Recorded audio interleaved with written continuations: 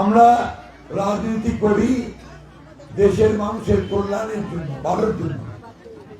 যে এলাকাটা উন্নত না সেটাকে উন্নত করার জন্য, যেখানে রাস্তাঘাট নেই রাস্তাঘাট করার জন্য, স্কুল কলেজ নাই স্কুল কলেজ করার জন্য, হাসপাতাল করার জন্য,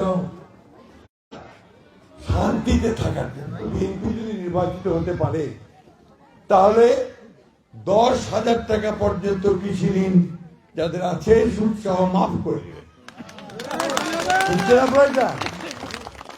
আরেকটা বলছেন, আরো আমার মায়েদের জন্য খুব ভালো খবর একটা, প্রায় সবাই তো এনজিওর কাছে টাকা ধার নেন, তাই না? এনজিওর কাছে টাকা ধার নেন না?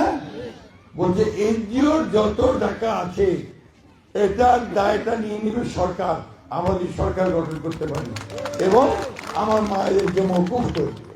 যারা বিএ পাস করছে, এমএ পাস করছে, শিক্ষিত বেকার আমাদের ভাই বোন, তাদের জন্য তিনি 18 মাসে 1 কোটি কাজের ব্যবস্থা করবেন।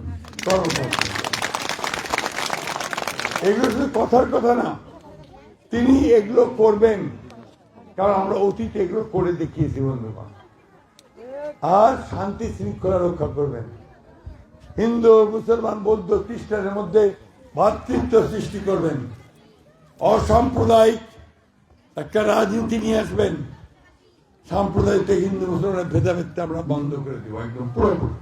আমাদের এখানে সবাই যে যার ধর্ম করবে, যে যার কর্ম করবে, ধর্ম যার যার, রাষ্ট্রটা সবার, ঠিক না? এই জন্য আমি সবাইকে বলবো, হিন্দু মুসলমান বৌদ্ধ খ্রিস্টান সকলকে কাছে অনুরোধ জানাবো যে আপনারা এইবার ধানের শীষে ভোট দিয়ে আমাদেরকে কাজ করার সুযোগ দেন, দেশটাকে আমরা উন্নত করবার চেষ্টা করি।